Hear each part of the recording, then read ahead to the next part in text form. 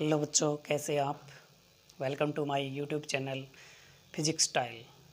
आज जो हमारा जो टॉपिक है वो है हाइस्टेरेसिस कर्व। हाइस्टेरेसिस कर्व पढ़ने जा रहे हैं आज हम। तो हाइस्टेरेसिस कर्व क्या होता है? It is the relation between B और आई एंड एच, यानी एक रिलेशन होता है किस किस के बीच में। बी यानी मैग्नेटिक फील्ड, आई यानी इंटेंसिटी ऑफ मैग्नेटाइजेशन, इन दोनों में से कोई भी ले सकते हैं हम, and I and H. H यहाँ पर क्या है? मैग्नेटाइजिंग फोर्स है। तो ये हमारे पास क्या है? एक हाइस्टेरेसिस कर्व है, बी एंड एच। बी यहाँ पर क्या है? मैग्नेटिक इंडक्शन, एंड एच यहाँ पर क्या है? मैग्नेटाइजिंग फोर्स है। ओके, तो यहाँ पर क्या होगा हमारे पास? जैसे हमने कोई भी यहाँ पर एक मैग्नेटिक मटेरियल लेते हैं, जैसे हमारे पास यहाँ पर कोई भी एक मैग्नेटिक मटेरियल, ये हमारे पास कोई एक मैग्नेटिक मटेरियल है। Okay, magnetic material.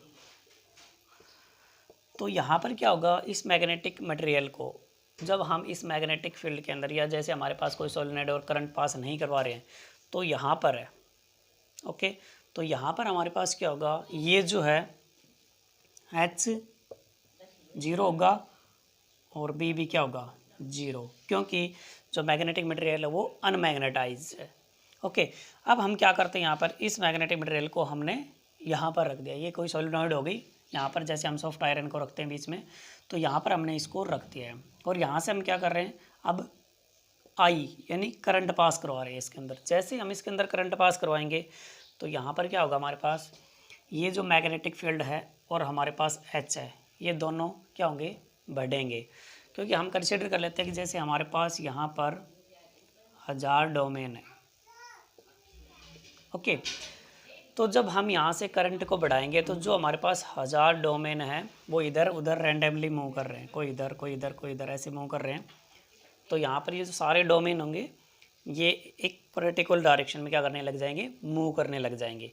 तो हमारे पास ये जो डोमेन है सारे ऐसे मूव करेंगे, सीधी डायरेक्शन में ऐसे मूव करने लगेंगे। पहले ऐसे मूव कर रहे थे, अब ये सीधी डायरेक्शन में ऐसे मूव करेंगे। तो अब हमारे पास क्या होगा? ये एच भी बढ़ेगा और बी भी बढ़ेगा। ओके, तो यहाँ पर ये जो ग्राफ है, यहाँ से ऐसे यहाँ पर क्या हो रहा है? एच भी बढ़ रहा है और बी भी बढ़ रहा है। ओके, अब जो हमारे पास जो डोमेन थे वो सारे के सारे डोमेन क्या हो गए? ऐसे मूव करने लगे एक पर्टिकुलर डायरेक्शन में। तो ये वो कंडीशन हो, यहाँ पर ये जो कंडीशन है इसको बोलते हैं हम सैचुरेशन।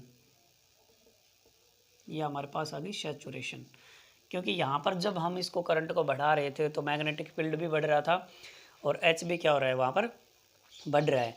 तो यहाँ पर जितना बढ़ना था उतना बढ़ चुका है। अब जितने डोमेन्स थे सारे एक पर्टिकुलर डायरेक्शन में मूव करने स्टार्ट हो गए थे और सारे मूव हो चुके हैं। अब हमारे पास यहाँ पर जितना हम करंट को ऐसे बढ़ाएंगे तो हमारे पास ना ही तो ये एच बढ़ रहा है और ना ही यहाँ पर हमारे पास ये बी बढ़ रहा है। अब हम क्या करेंगे? यहाँ पर एक रिवर्स डायरेक्शन में, यानी करंट को क्या करें? थोड़ा सा कम करें, आई को डिक्रीज करें। अब हम करंट को क्या कर दिया? हमने थोड़ा सा कम करना स्टार्ट किया। जैसे ही हमने करंट को कम करना स्टार्ट किया तो यहाँ पर ये देखिए, ये जो कर्व है ये ऐसा बन गया यहाँ पर। ओके, इस पॉइंट पे आने के बाद यहाँ पर क्या होगा? देखो एच तो बिल्कुल क्या हो गया? 0।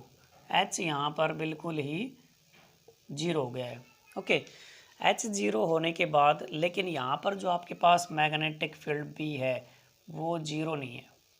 ओके, यहाँ पर कुछ मैग्नेटिक फील्ड अब भी बचा हुआ है। इसका मतलब ये हो गया कि हमारे पास जो 1000 डोमेन थे ऐसे पर्टिकुलर डायरेक्शन मूव कर रहे थे और करंट को जब हमने कम करना स्टार्ट किया था तो मान लो कि हमने कह दिया कि इसमें से कुछ डोमेन है वो वापस आ गए, यानी इधर उधर मूव करने लगे, लेकिन कुछ डोमेन अब भी यहाँ पर क्या हैं? बचे हुए हैं। ओके, तो यहाँ पर ये जो लाइन है यहाँ से लेके और यहाँ तक, ये क्या है आपके पास? ओ बी, जो मैग्नेटिक फील्ड अब भी बचा हुआ है उसको हम रिटेंटिविटी बोलते हैं। ओके, तो रिटेंटिविटी क्या होती है? कि हम मैग्नेटाइजिंग फोर्स को 0 करने के बाद भी जो मैग्नेटिक फील्ड बच जाता है उसको हम क्या बोलते हैं? रिटेंटिविटी। क्योंकि यहाँ पर ओ बी इतनी रिटेंटिविटी यहाँ पर, यानी मैग्नेटिक फील्ड यहाँ पर बच रहा है, उसको क्या बोलते हैं? रिटेंटिविटी बोलते हैं। अब हमने क्या किया? जो हमारे पास कुछ डोमेन्स अभी बचे हैं उसको भी हमें क्या करना है, इधर उधर यानी वापस लेके आना है। तो हमने करंट को रिवर्स डायरेक्शन में और इंक्रीज करना स्टार्ट कर दिया। इंक्रीज तो ऐसे होता है, लेकिन यहाँ पर हम किस डायरेक्शन में रिवर्स कर रहे हैं, किस डायरेक्शन में, उल्टी डायरेक्शन में इंक्रीज कर रहे हैं। तो यहाँ से रिवर्स डायरेक्शन ये हो गया आपके पास। हमने करंट को और कम करना स्टार्ट किया तो हमारे पास अब ये पॉइंट आ गया, ये ग्राफ बन गया।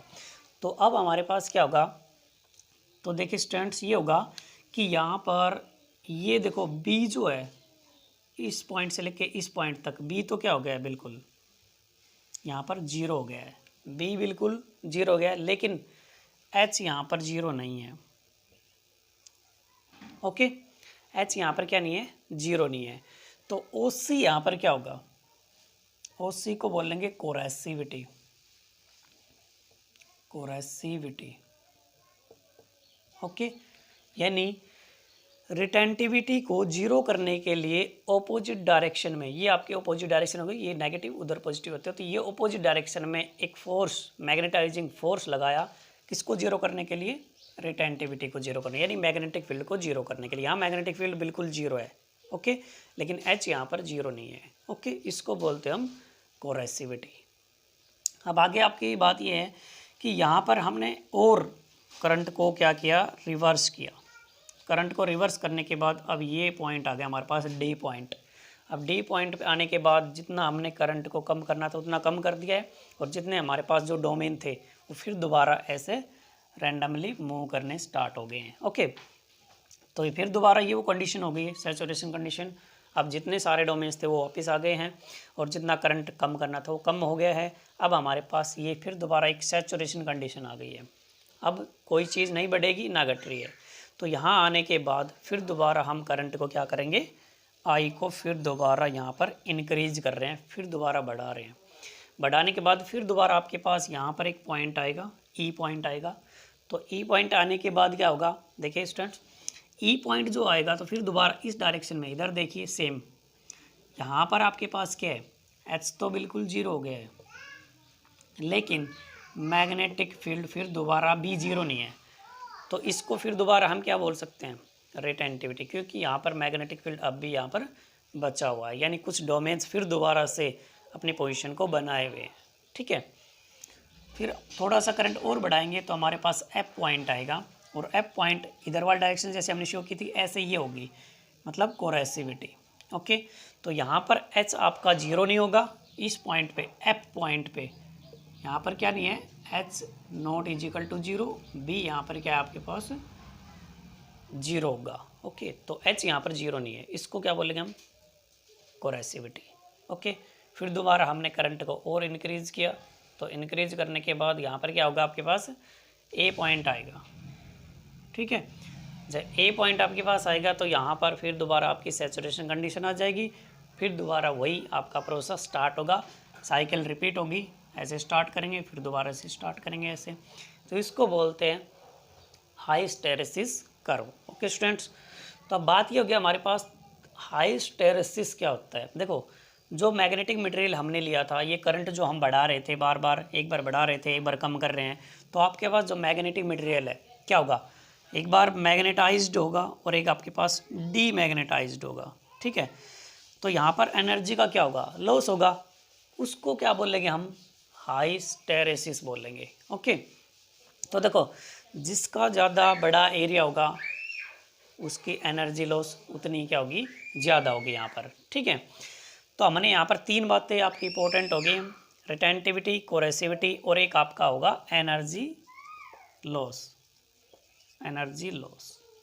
ओके, तो अब देखिए जो यहाँ पर हमने क्या पढ़ा है, जो रिटेंटिविटी, रिटेंटिविटी आपकी क्या है यहाँ पर, ये है ओ से लेके बी तक, ओ से लेके बी तक आपकी रिटेंटिविटी है। ठीक है, जिसको हम क्या बोलेंगे, रिटेंटिविटी, मतलब मैग्नेटाइजिंग फोर्स को रिमूव करने के बाद भी जो मैग्नेटिक फील्ड बच जाता है उसको हम क्या बोलेंगे, रिटेंटिविटी, यानी ओ भी यहाँ पर क्या है, रिटेंटिविटी है। अब दूसरी बात हमने ये पढ़ी थी, ओ सी यहाँ पर क्या है, एक कोरेसिविटी, कोरेसिविटी। ठीक है, कोरेसिविटी क्या था, कि मैग्नेटिक फील्ड को जीरो करने के लिए हमने यहाँ पर ऑपोजिट डायरेक्शन में, ये पॉजिटिव ये नेगेटिव, ऑपोजिट डायरेक्शन में हमने क्या किया, एक फोर्स लगाया बी को जीरो करने के लिए, उसको हम बोलेंगे कोरेसिविटी। ओके, एक आपके पास थी एनर्जी लॉस पर साइकिल।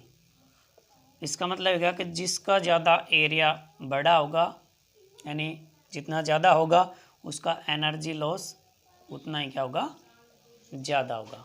ओके, तो ये हमारे पास 3 पॉइंट्स, रिटेंटिविटी, कोरेसिविटी और energy loss. Okay guys, okay students, तो मिलते हैं हमारे अपने नेक्स्ट वीडियो में on my YouTube channel physics style.